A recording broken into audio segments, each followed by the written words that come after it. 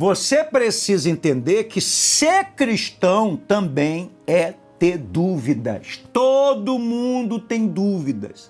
Abraão teve dúvidas, Moisés teve dúvidas, Davi teve dúvidas, a Ana, mãe de Samuel, teve dúvidas, Ruth teve dúvidas, Pedro teve dúvidas, ele duvidou, por isso que ele afundou. Paulo teve dúvidas. Agora, você não pode deixar as tuas dúvidas entrarem num ciclo, que é isso que o inimigo quer, de incredulidade. Ter dúvidas é uma coisa, ser incrédula é outra coisa. Então nós vamos falar hoje no nosso devocional, Escolhida, sobre o ciclo da incredulidade. Como não deixar uma dúvida roubar a tua fé. Mas antes, deixa eu abençoar o seu dia, que nesse dia o Senhor te abençoe e te guarde, que a luz do Senhor resplandeça sobre ti, que o Senhor sobre ti levante o teu rosto e te dê a paz.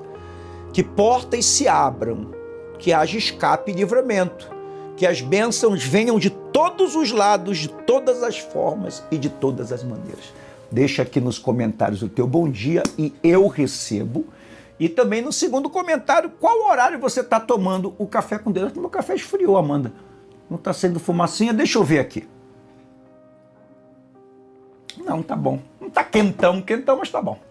Deixando aqui meu copo com água também, eu quero fazer uma oração hoje pela área que mais o inimigo tem te afrontado. Bispo, a minha grande afronta é na família.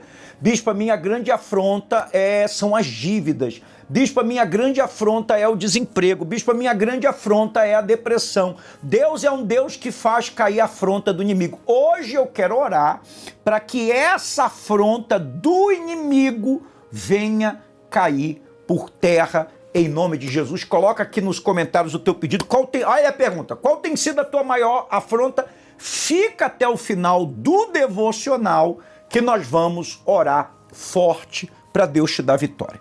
Então, gente, como não deixar uma dúvida roubar a tua fé?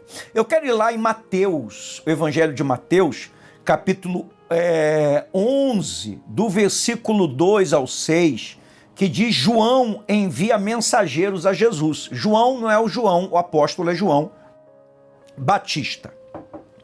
Quando João ouviu no cárcere falar das obras de Cristo, Jesus estava pregando, curando e libertando, mandou por seus discípulos perguntar-lhe: és tu aquele que estava por vir, ou havemos de esperar outro? O que é isso? Isso é dúvida.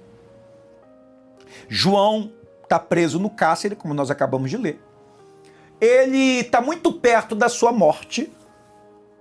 E quando ele ouve falar que Jesus está curando, libertando, ressuscitando, pregando, acalmando tempestades, transformando água em vinho, purificando leprosos, curando cegos, ele manda os seus discípulos perguntarem para Jesus o quê? És tu aquele que estava para vir, ou havemos de esperar outro? Olha só, isso aqui é um momento de dúvida. O momento de dúvida do maior homem que já colocou os pés na face da terra. O momento de dúvida do maior profeta, porque uma coisa é você dar testemunho de você, outra coisa é Jesus dar testemunho de você. Jesus deu testemunho de muitas poucas pessoas. Ele deu testemunho de Natanael, dizendo: eis aí um israelita onde não há dolo, não há culpa. Ele deu testemunho do centurião. Nem em Israel eu vi uma fé como essa. Ele deu o testemunho de Pedro: não foste carne nem sangue que te revelaste, mas o meu Pai que está no céu.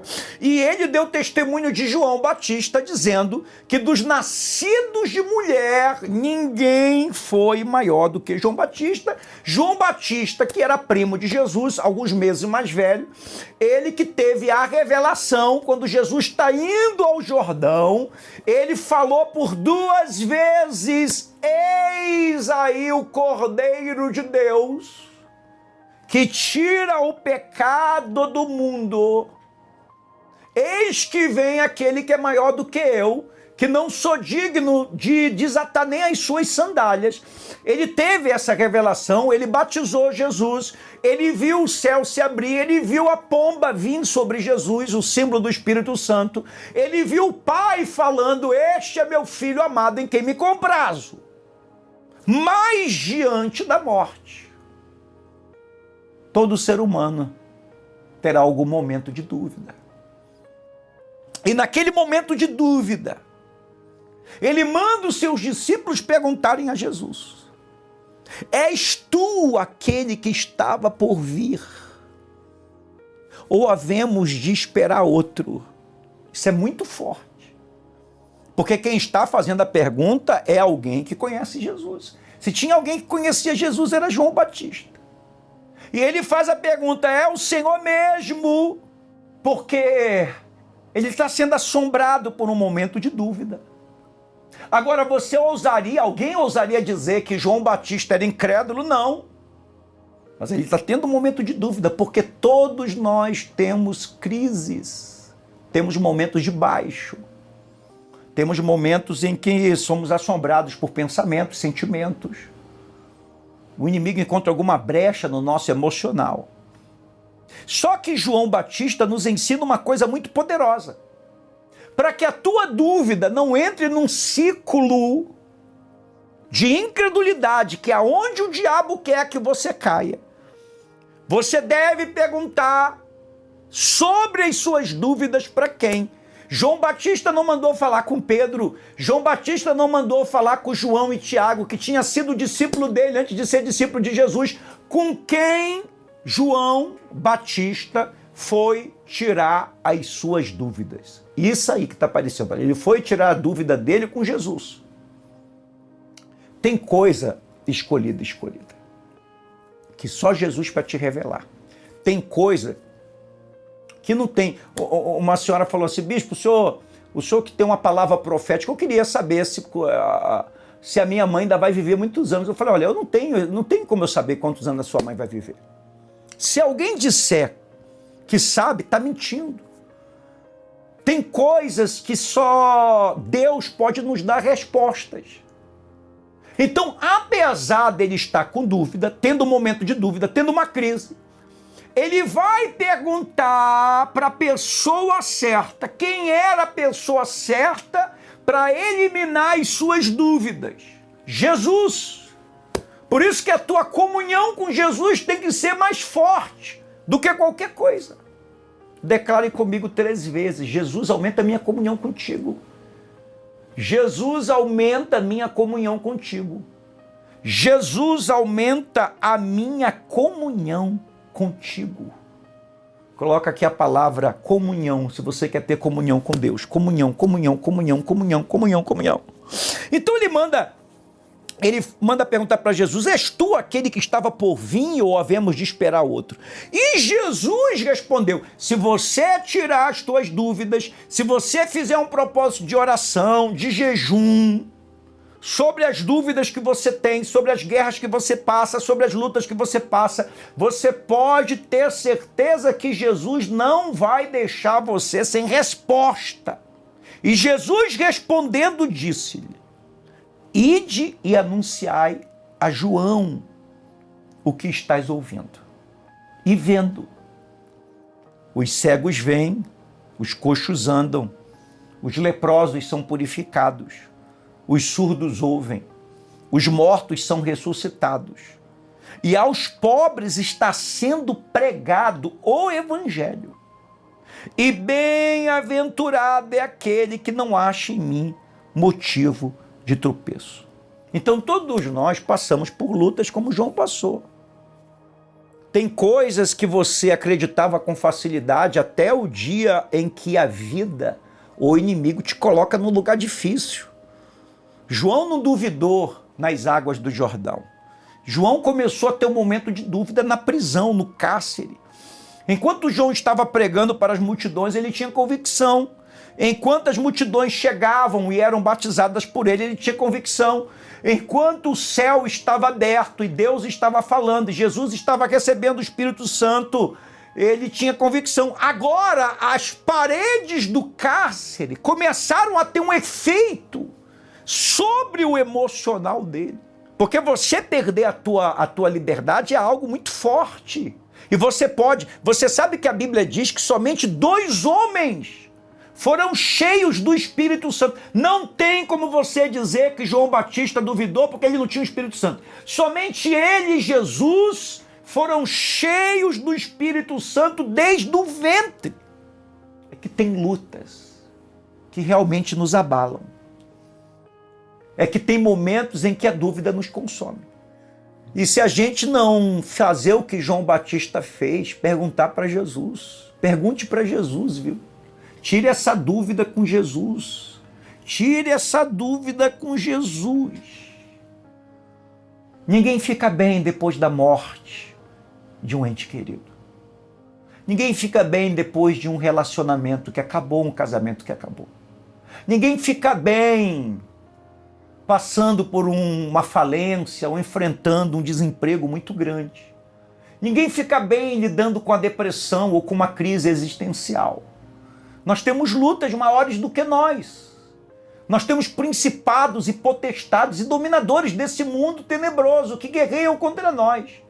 E se a gente não se revestir do poder da palavra, se a gente não se revestir do Espírito Santo escolhida, as dúvidas vão nos tornar pessoas incrédulas. Por isso, sempre que você tiver com dúvida, faça o que João Batista fez. Vai até Jesus. Vai até Jesus. Vai até Jesus. Esse devocional tem te abençoado, tem te abençoado. Eu estou aqui todo dia. A única coisa que eu peço é para você compartilhar e apertar aí o joinha. Aperta aí o joinha, aperta aí o joinha. Já apertou? Apertou o joinha, Amanda? Se você estiver assistindo pela televisão, pega aí o celular só para apertar o like. Vamos passar de 1000 likes hoje. Vamos passar de 1000 likes hoje. Então, gente, João fez a coisa certa. Ele perguntou para quem? Para Jesus. Quando você tiver dúvida, ore, jejue, abra a palavra, busque entendimento, converse com o Espírito Santo, procure um cristão mais experiente do que você. Você não precisa ter vergonha de dizer: Deus, eu não estou entendendo. Jesus, eu estou sendo consumido por uma luta.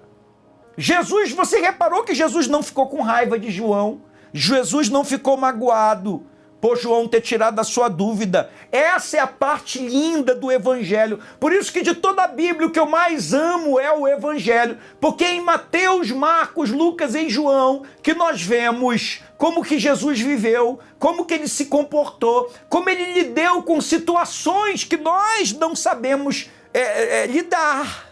Jesus poderia ter mandado dizer para João Batista: depois de tudo, depois de ter me batizado, depois de ter visto o céu aberto e meu pai falando comigo, depois de ter visto a pomba, o Espírito Santo vir em forma corpórea de uma pomba sobre mim, você vem me fazer essa pergunta? Não, Jesus tirou a dúvida dele dizendo: vá até João e diga o que vocês viram e ouviram. Como eu estou pregando o Evangelho, como os milagres estão acontecendo, como as pessoas estão sendo libertas, como o reino de Deus está sendo pregado. E quando os discípulos contaram, aquela dúvida do coração de João foi embora. Não se transformou num ciclo de incredulidade. Por isso, escolhido, escolhida, não deixe uma temporada de luta da tua vida apagar a tua comunhão com Deus. Geralmente dúvidas são perguntas e incredulidade se torna uma posição. Existe uma grande diferença entre você tirar uma dúvida: Senhor, eu não estou entendendo. Por que isso aconteceu com a minha vida? Está vendo? A dúvida ela vem acompanhada de uma pergunta: Senhor, eu não estou entendendo. Incredulidade já se torna uma posição. Não adianta mais orar. As dúvidas levam você a orar. Senhor, por que isso? Senhor, eu não estou suportando isso. Senhor, me dá uma direção. Senhor, me manda um escape. Senhor, elimina essa tristeza. Senhor, dai-me força. A dúvida faz você orar. A incredulidade faz você ter uma posição de incrédulo.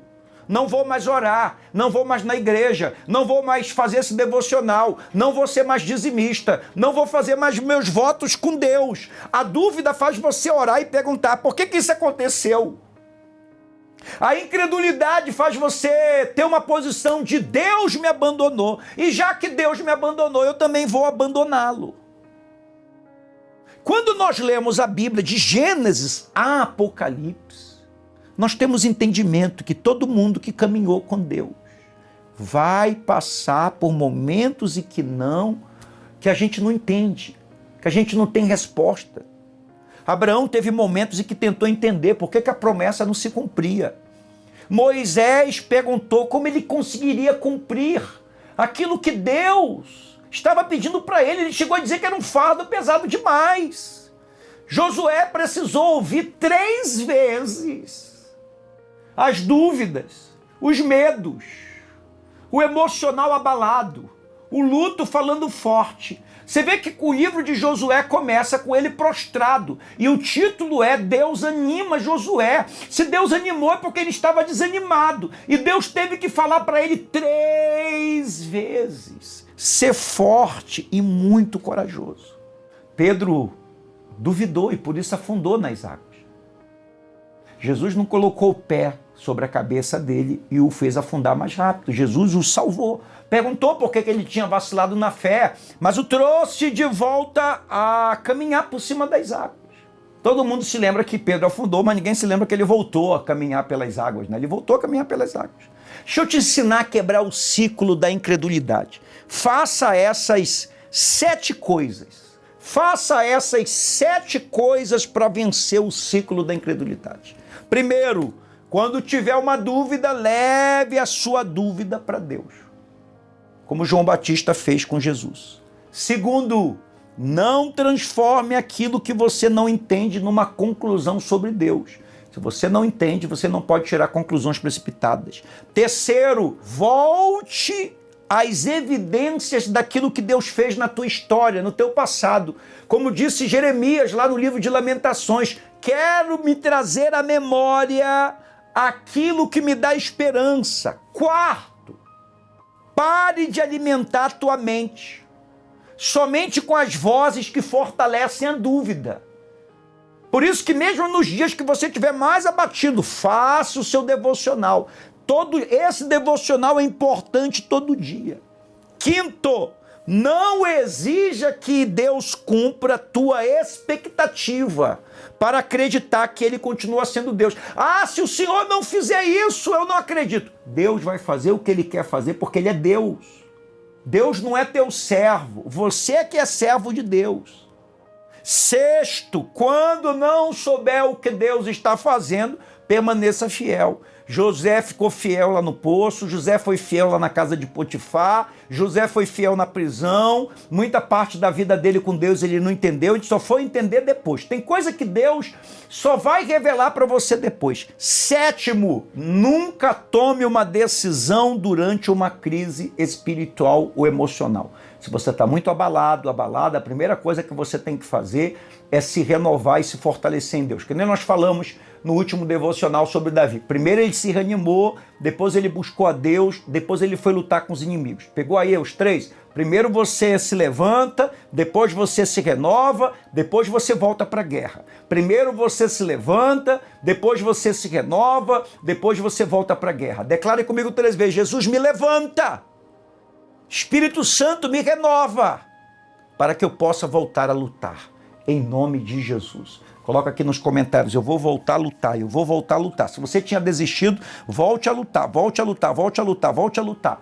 Vamos orar já já, mas lembrando, gente, compartilha. Teve uma senhora que mandou uma mensagem no WhatsApp para mim, que ela começou a mandar esse devocional, tu lembra, mano? Ela começou a mandar o devocional para a irmã. A irmã deve estar até assistindo, que sofria com crise de ansiedade fortíssima. E esse devocional está ajudando ela, abençoando ela a se levantar. Está vendo como é importante você compartilhar? Por isso que eu peço pelo menos 23 pessoas compartilha nos grupos de WhatsApp, de Telegram, deixa no status. Muita gente curiosa fica vendo o status do nosso WhatsApp, coloca lá teus stories também, tá certo? E se você quer receber salmos e orações proféticas, aparece aí o meu WhatsApp, 91 é o DDD 984766926, 91 é o DDD 984766926, manda uma mensagem para mim dizendo: Bispo Leno, eu quero receber salmos e orações proféticas, e eu vou te mandar o link da minha comunidade, do meu canal lá no WhatsApp, que é seguro. Você clica, entra lá, teu contato não vai aparecer para ninguém, tua identidade vai estar preservada e tu vai receber orações e palavras proféticas todo dia. Te inscreve também aqui no canal, se você não está inscrito. Toda madrugada eu dou cobertura espiritual para os inscritos aqui do canal. Te inscreve, aperta o sininho de notificação. Me dá aqui o livro dos semeadores, Amandinha. Amandinha estava colocando o nome agora, cedo, de pessoas que estão se tornando nossas semeadoras. Gente, esse mês de agosto a gente precisa muito da tua semente. Ainda falta uma parte para a gente pagar lá a sala lá. A metade, né, Amanda? Ficou quase 5 mil, a gente conseguiu pagar 2 mil e pouco. Falta a outra metade de 2 mil e pouco, porque a gente teve que pagar a conta de luz também da igreja, que dá mais de 2 mil reais. E teve o aluguel, que a gente pagou 14 mil, e passagens também. Ficou mais de 6 mil, a passagem está muito. Imagina você ter que fazer uma viagem dentro do país. Por mais que Belém seja longe de São Paulo, mas ida e vinda, mais de 6 mil reais. Ida e volta, a Amanda está me corrigindo aqui, mais de 6 mil reais. E esse mês eu tenho que distribuir as cestas. A gente tem muitas famílias que se cadastraram. Você sabe que a gente está vivendo uma crise num país muito grande, né? Mas a gente crê que não existe crise no céu. A gente crê num Deus que quebra a maldição do sactel furado, em cima de Ageu aí, que a gente está jejuando. Eu tô assim, ó, essa semana toda em jejum. Teve um amigo que falou para mim assim: nossa, bispo, o senhor tá muito magro. Aí ele perguntou: é monjário? Eu falei: não, é o jejum que a gente faz o ano todo. É o ano todo jejuando. Então, aparece aí o Pix do Santuário. A Mandinha estava colocando aqui alguns nomes aqui das pessoas. Manda teu nome para cá, manda o teu pedido, eu quero te abençoar, eu creio num Deus que prospera, tá certo? Então aparece aí o Pix do Santuário para você enviar seu dízimo, enviar sua oferta. Bispo, vou pagar essa sala aí, é 2 mil e pouco, vou mandar aí pro senhor, vou mandar um pouco mais aí, vou mandar 5 mil, 10 mil, ou meu dízimo, ou R$1.000, ou 500, ou 100, ou 50, ou 10, vai enviando, tá bom? Se você puder hoje, nesta quinta-feira, faça isso em nome do nosso Senhor Jesus. Que desde já a tua semente retorne para a tua vida potencializada, maximizada, multiplicada 100 vezes mais. Tá certo? E quem ainda não adquiriu o livro, adquira, tá? 91 Chaves de Sabedoria tá abençoando gente do Brasil e do mundo todo. Uma senhora lá da Itália mandou para mim lendo o livro. Tá aqui, ó.